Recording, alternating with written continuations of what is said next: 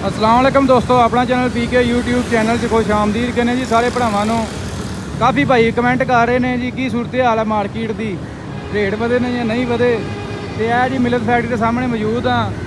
अज जुमे का दिन है तो रेट फिलहाल जो पीर वाले दिन कट्टी कट्टा निकल जाना तो मार्केट के डीलर ने ट्रैक्टर लए ने रोक।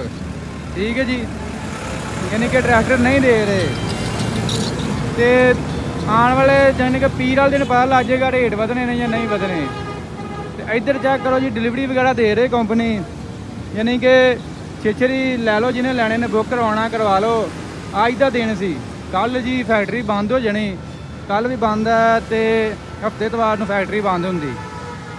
पीर वाले दिन हुण खुलेगी फैक्ट्री, पता लगे की बनता। तो अल्लाह ख्याल के चेक करो जी, डिलीवरी वगैरह आ रही है कंपनी वालों 385 डिलक्स। यह बंदे कहना जी 10-15 दिन हो गए ना बुक करवाया सी तो अज डिलीवरी मिली है। तो कंपनी ने जिस तरह के 4 दिन पहला नोटिफिकेशन दे दिता है, मैं भी तुहानूं अपडेट दे दी सी कि रेट वध जाने ने।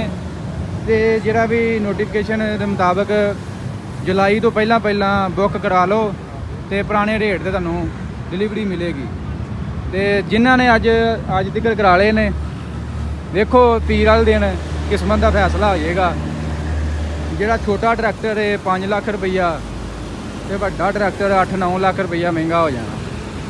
आ जोड़ा 260 है ये भाई हो जाना जे 31 लाख रुपये का। आ 260 तो 85 जोड़ा 34,65,000 रुपया रेट है, वो जाएगा जी 42-43 लाख रुपये के। मैं जी मिलत फैक्ट्री के सामने मौजूद हाँ। छोटी जी मैं क्या तुहाडे नाल अपडेट शेयर कर दीए। काफ़ी दोस्त पूछ रहे थे कि सूरत हाल है तो मार्केट का अज मैं काफ़ी शोरूम विजिट किए ने, ट्रैक्टर नहीं दे रहे, डीलर ने ट्रैक्टर रोक ले ने तो हुण नवे रेट के मुताबिक ट्रैक्टर देंगे। बस दुआ करो कि घूमन थोड़ा रहम आ जाए तो टैक्स ना लाए। बाकी जिहड़ियां ट्रैक्टर साथ कंपनियां ने उन्होंने यही कहा जी घूमत के अगे हथ जोड़े ने भी साड़ी पहले ही सेल बिल्कुल ना होने के बराबर है, सेल बिल्कुल नहीं है तो तुहाडी मेहरबानी होर जुल्म ना करो। बाकी घूमत ने कहा नहीं जी फैलर नान फैलर ये काम चुक देना। हुण ये नान फैलर वाला कट्टा खुल गया। इन्होंने कहा जी फैलर बनो, फैलर वाले उन्होंने कहा 18% जो नान फैलर उन्होंने 22% टैक्स लगेगा। ये हुण देखो की बनता वा। बाकी ये जी गल है जी आंदे ने बाद में जी इन्ना टैक्स लैके लैन के बावजूद भी पाकिस्तान के खजानिया के जाने के बावजूद भी घूमत कह रही होंगी साढ़े खजाने बिल्कुल खाली, अभी तो भुखे मरे पे हैं। तो मैनू समझ नहीं आती ये इन्ना टैक्स लैके जाता किधर।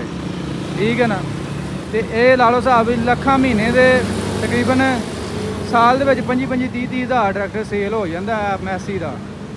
ठीक है, तो ला लो हिसाब इन्ना ट्रैक्टर सेल होना तो इन्ना टैक्स इन्ना पैसा कित्थे जांदा, ये सोचने वाली गल है। तो हुकूमत कह रही होंगी साढ़े को किस्त भी नहीं दी जाती IMF की, वो किस्त भी लेट कर लेंगे ने, उत्ते मजीद फिर होर इजाफी पैसे पै जाते हैं। है जी राणा साहब, राणा फार्म इंडस्ट्री के उत्थे होंदे ने भाई हुणी। अस्सलाम वालेकुम। वालेकुम अस्सलाम। की हाल जी, ठीक ठाक हो? ठीक ठाक, अल्लाह दा शुक्र, तुसी सुनाओ? शुक्र अल्लाह दा। रेट बदल लगे ने? हाँ जी साहब जी, रेट बदल लगे ने। डीलर ने ट्रैक्टर रोक ले ने? हाँ जी बिल्कुल, क्यों नहीं रोक लेते ने, बिल्कुल रोक नहीं ना दे रहे हुण? नहीं दे रहे ने। तो किन्ना वधेगा रेट, कोई है आइडिया? अंदाजा है लाख तो उत्ते ही वधेगा रेट। हाँ 18% आंदे टैक्स लगना, क्योंकि ये 35-30-35 तो वधांदे नहीं, ये वधांदे जदों भी ने लाख तो उत्ते ही वधांदे। लाख तो उत्ते ही।